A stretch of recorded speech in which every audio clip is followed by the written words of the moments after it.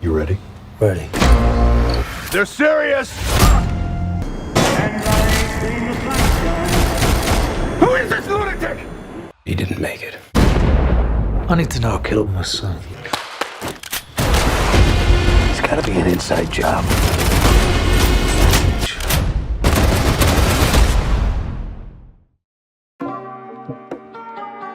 Oke, assalamualaikum warahmatullahi wabarakatuh. Balik lagi di channel Capruk, tempat review alur cerita film dengan narator terkece di channel ini. Oke, langsung aja kali ini saya akan membawakan alur dari cerita film terbaru dari mamang saya, yakni Jason Statham, yang berjudul Wrath of Man. Film yang memiliki rating di IMDb di atas 7 ini menampilkan banyak adegan action yang cukup memukau bebenguk kita sebagai penontonnya. Oke lah, daripada penasaran, cus langsung aja kita masuk ke alur cerita filmnya cuy.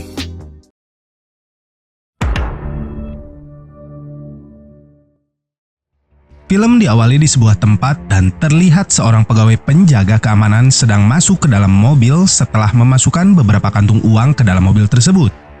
Ia pun kemudian memulai perjalanannya sambil berbincang dengan temannya yang bertindak sebagai supir tembak. Namun, tiba-tiba What's the reverse? Hands away from your weapon! Bravo, can you hear me? Oh my god, what the... scene kemudian berpindah ke adegan seorang pria yang bernama Hill atau biasa dipanggil Edge sedang melakukan interview untuk mendaftar bekerja sebagai penjaga pengiriman uang di perusahaan tersebut.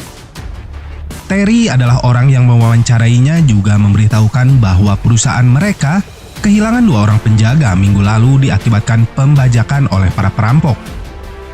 Tak berapa lama datang seorang pria bernama Bullet yang mengajaknya untuk melakukan beberapa tes agar bisa lulus kali ini. I'm gonna call you H if that's okay. They call me Bullet. You need to hit the 70% pass mark.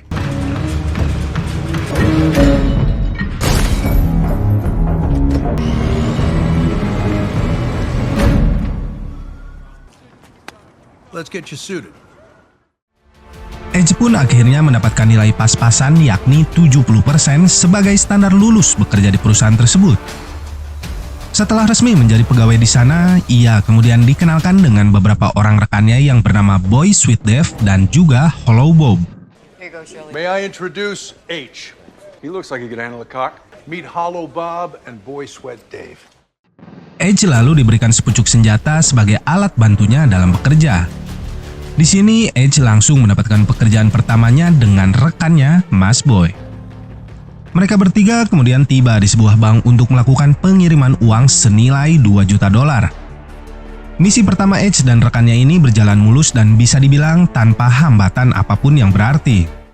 Did you make poo-poo or is your diaper still clean? Base, this is Gamma reporting back. Dan setelah pekerjaan mereka selesai, Edge diajak oleh Bullet dan yang lainnya untuk melakukan peregangan otot di sebuah pub sambil bermain biliar. Di sini Sticky Jones yang tadinya adalah rekan dari Mas Boy merasa jengkel dengan posisinya yang telah digantikan oleh Edge. Ia pun berusaha memprovokasi Edge di sana dan dengan tenang, Edge mampu mengatasinya tanpa adegan baku hantam. Di keesokan paginya kembali Mas Boy, Edge dan juga Bullet melakukan pekerjaannya mengantarkan uang senilai 10.000 dolar. Namun Bullet yang tak kunjung kembali membuat Mas Boy yang khawatir menghubunginya dan ternyata Bullet telah disandra oleh para perampok di sana. Mas Boy yang terlihat panik nggak panik ini kemudian disuruh oleh sang perampok untuk mengemudi ke sebuah tempat demi menyelamatkan rekannya Bullet. Tiba di sebuah tempat, para perampok itu mulai memukul Bullet sebagai tanda keseriusan mereka merampok truk uang tersebut. They're serious! Leave this to me. Para perampok ini kemudian menyuruh untuk melemparkan kantung uang di dalam truknya ke dalam truk yang berada tepat di belakang mereka. Throw the money in the flatbed. Sorry, pal. Who is this lunatic? Did you make poo-poo? Akibat insiden itu, para penjaga yang terlibat di dalam pengiriman uang diinterogasi oleh 2 orang agen, yakni Jason Wong dan Hubert, di dalam ruangan bosnya, Terry. Di sini Edge juga diminta untuk melihat rekaman CCTV dari perampokan sebelumnya yang mana perampokan tersebut menewaskan 2 orang pegawai perusahaan tersebut untuk melihat keterkaitan dengan kasusnya saat ini. Usai interogasi selesai, Terry kemudian menghampiri Edge dan menyuruhnya beristirahat sesuai dengan SOP dari perusahaan tersebut, di mana pegawai yang mengalami insiden akan diistirahatkan selama 1 bulan demi menjaga kesehatan mentalnya. Kemudian datang sang pemilik perusahaan yang bernama Black Halls yang malah meminta Edge untuk tetap bekerja karena berkat dirinya lah rating perusahaan tersebut kini meningkat drastis. Sang pemilik bahkan menyuruh Terry untuk mempromosikan Edge dibanding menyuruhnya beristirahat di dalam rumah. Sedangkan di sisi lain, terlihat 2 agen yang tadi menginterogasi Edge dan rekannya sedang menghubungi seorang atasannya yang bernama Lanian The King yang sepertinya mereka semua mengenali sosok dari Edge yang sebenarnya. King kemudian menyuruh kedua anak buahnya untuk membiarkan Edge bekerja di sana dan berpura-pura tidak mengetahui siapa diri dari Edge yang sebenarnya. Di rumahnya, Edge kedatangan seorang tamu bernama Kirsty yang memberikan Edge tumpukan dokumen mantan personil dari Fortico tempat dirinya bekerja. Edge kemudian membawa berkas tersebut masuk ke dalam dan mulai memeriksanya. Di kantornya Fortico, Edge mendapati berbagai pujian dari rekan-rekannya semenjak insiden sebelumnya di mana ia berhasil mengalahkan para perampok yang berusaha membajak truk pengantar uang. Ia pun kembali melakukan tugasnya dan kali ini hanya berdua bersama dengan Bullet. Kembali di sini mereka berdua mengalami usaha pembajakan oleh sekelompok perampok, namun yang anehnya kali ini para perampok tersebut pergi begitu melihat Edge memperlihatkan wajahnya kepada mereka. Gamma to base. We have a code red.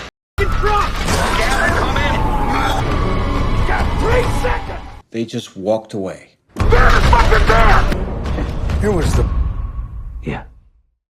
Setelahnya, Bullet yang pada kejadian tersebut berada bersama Edge, kemudian menceritakan keanehannya kepada Mas Boy. Mereka berdua mulai curiga kepada sosok dari Edge yang sebenarnya, di mana para perampok itu tampak begitu ketakutan saat melihatnya. Di sisi lain, Edge diajak cekemewew oleh Dana yang nampak mulai tertarik dengan kehebatannya. Namun saat di malam hari, Edge dengan tiba-tiba menyuruh Dana yang sedang tertidur untuk bangun dan menginterogasinya tentang setumpuk uang yang ada di dalam rumahnya.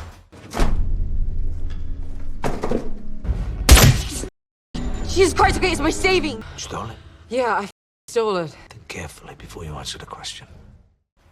Adegan pun kembali ke 5 bulan sebelumnya di mana di sini Edge sedang menemui anaknya, Doggy, dan berbicara tentang menghadiri sebuah pertandingan yang akan mereka tonton untuk menghabiskan waktu mereka bersama.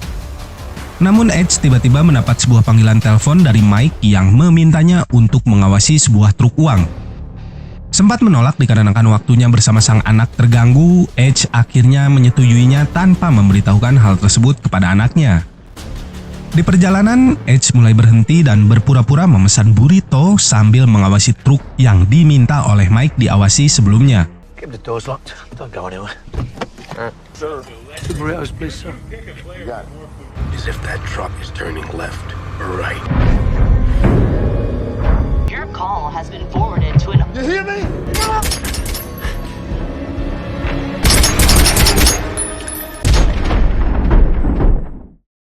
Edge ternyata berhasil selamat dari tembakan itu, namun sayangnya sang anak Doggy tidak selamat pada insiden tersebut. Dan inilah sepertinya alasan dari Edge mendaftar menjadi salah satu penjaga keamanan demi membalaskan dendam sang anak yang telah dibunuh oleh komplotan perampok. Di sini Edge kemudian pergi menemui The King dan meminta petunjuk darinya untuk mendapatkan nama-nama pelaku yang telah melakukan perampokan tersebut. Just be mindful that I can only look confused for so long. I can do it in 2 weeks. Edge yang ternyata merupakan salah satu bos mafia yang cukup ditakuti di kota tersebut itu pun kedatangan 3 orang rekannya yang bernama Mike, Mogi, dan juga Shirley yang berusaha bertanggung jawab atas tragedi tersebut dengan mencari nama dari pelaku yang telah membunuh anaknya.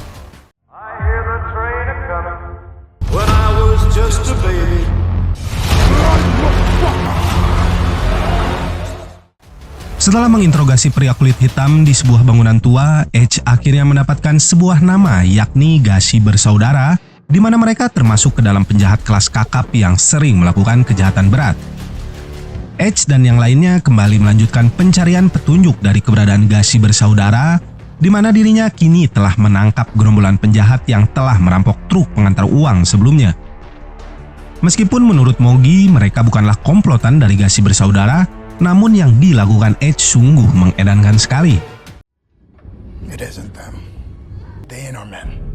That job was above them.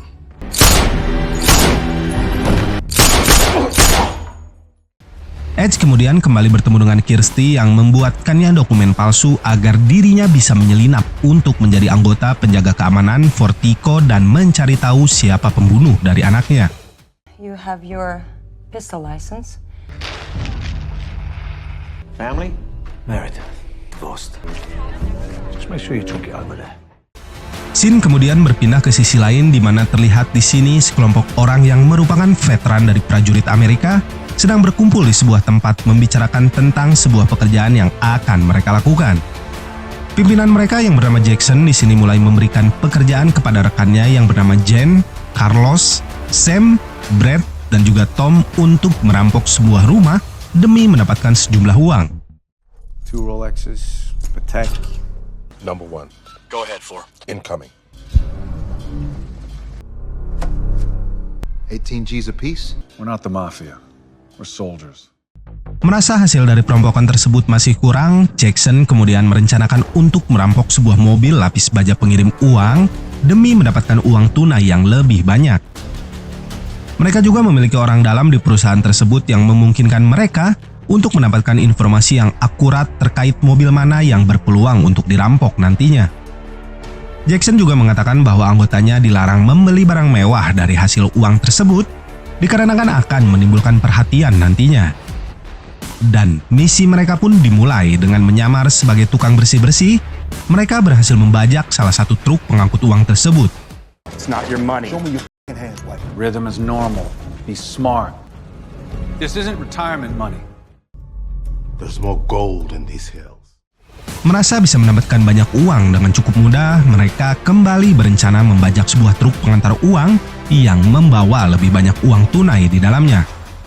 Dan misi inilah yang menyebabkan insiden tewasnya anak Edge di sana. It's a lot more profitable than killing Arabs. Is the intel good?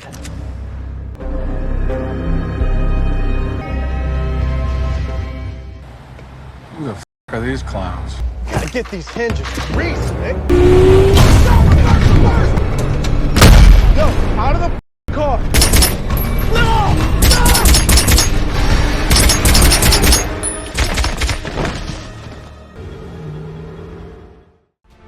Setelah misi tersebut berhasil dilaksanakan, kembali Jackson mengajak anggotanya untuk melakukan aksi terakhir mereka yang apabila misi ini berhasil, mereka semua bisa pensiun dari pekerjaan merampok dan hidup mewah selama hidupnya.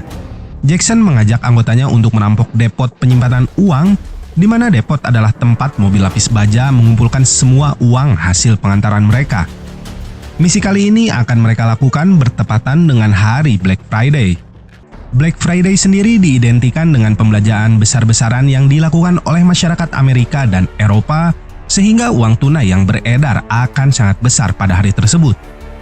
Diperkirakan oleh Jackson, uang yang akan berada di depot pada Black Friday adalah 160 juta dolar atau setara hampir 3 triliun rupiah.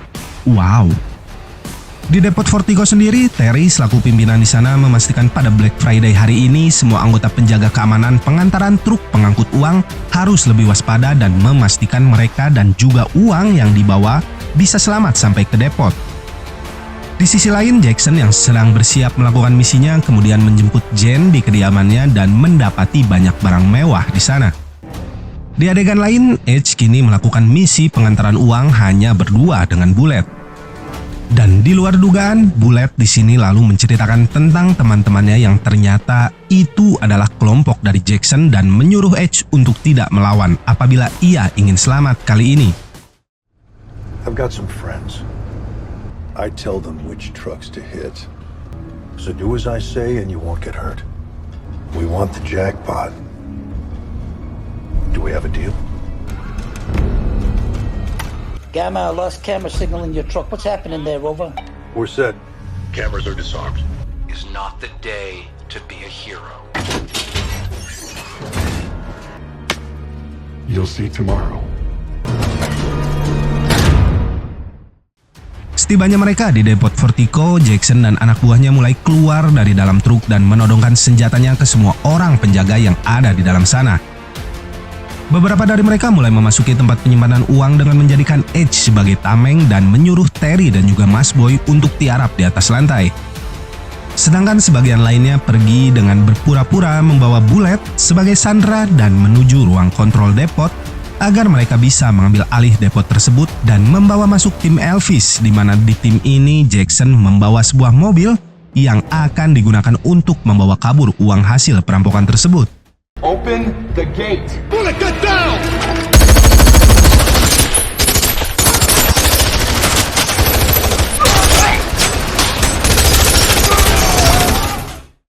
Akibat baku tembak tersebut, salah satu anggota perampok yang bernama Brad terkena tembakan cukup parah. Sedangkan Jen berhasil mengambil alih ruang kontrol dan membuka gerbang agar Jackson bisa masuk ke dalam depot tersebut. 5, are we good? Clear, Elvis. Move in. SWAT have been alerted. Di sisi lain, tim SWAT yang dihubungi oleh Stuart sedang bersiap menuju ke depot tersebut dan diperkirakan waktu mereka tiba di sana adalah 8 menit. Dana dan Stuart yang sedang bersembunyi di dalam salah satu truk pengangkut uang tersebut lalu didatangi oleh penjaga lainnya yang mengajak mereka untuk menyerang balik kawanan perampok itu. No to the ground. What's going on out there?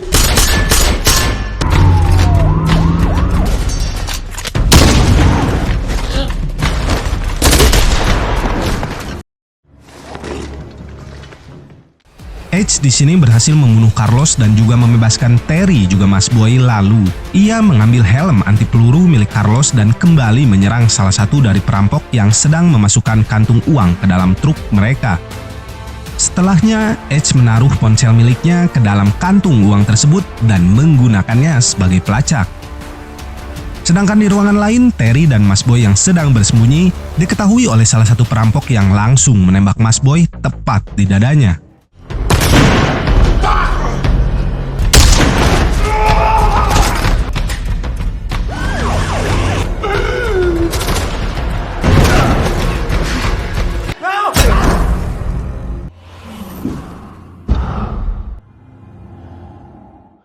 Setelah berhasil membunuh Tom, Edge kembali masuk ke dalam arena panas untuk menghabisi sisa musuh di sana. Di sini Bullet yang masih berpura-pura itu pun meminta senjata kepada Stuart agar bisa membantu mereka melawan para perampok tersebut. Namun sayangnya Stuart dan Dana di sini harus tewas setelah ditembak dari arah belakang oleh Bullet. Jen dan Jackson kemudian membawa Brad yang terluka naik ke dalam truk, namun dari arah belakang mereka muncul Edge yang mulai menembaki mereka dengan senapan yang diambil dari ruang senjata Vertigo.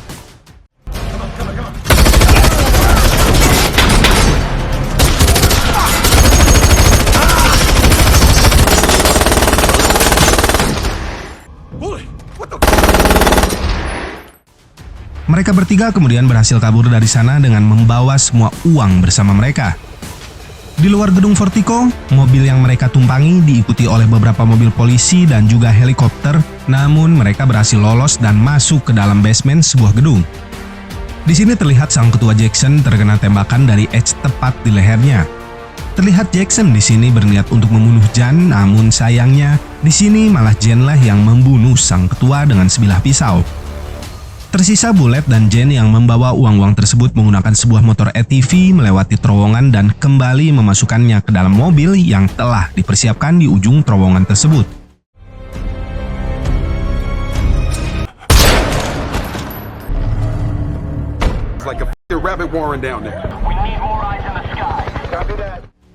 Beberapa hari kemudian, Jen yang sedang berada di kediamannya dengan semua uang hasil perampokan itu pun mendengar sebuah ponsel berdering yang mana ponsel tersebut adalah milik Edge yang sengaja ia tinggalkan sebelumnya. You can answer it. You still read this. Man or death? Homicide. I want your liver.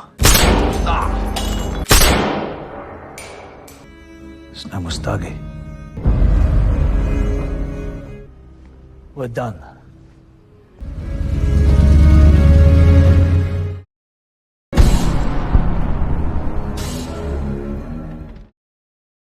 Oke, menurut saya pribadi rating dari film ini 8 atau di atas 8 lah.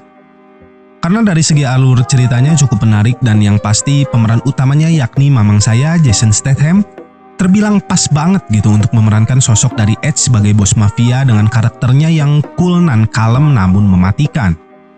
Bisa dibilang ini bakal jadi salah satu masterpiece-nya dari mamang Jason di samping film lainnya seperti Killer Elite, The Mechanic, Death Race, Crank, dan masih banyak lagi. Oke, mungkin cukup sekian pembahasan untuk alur cerita dari film Wrath of Man kali ini.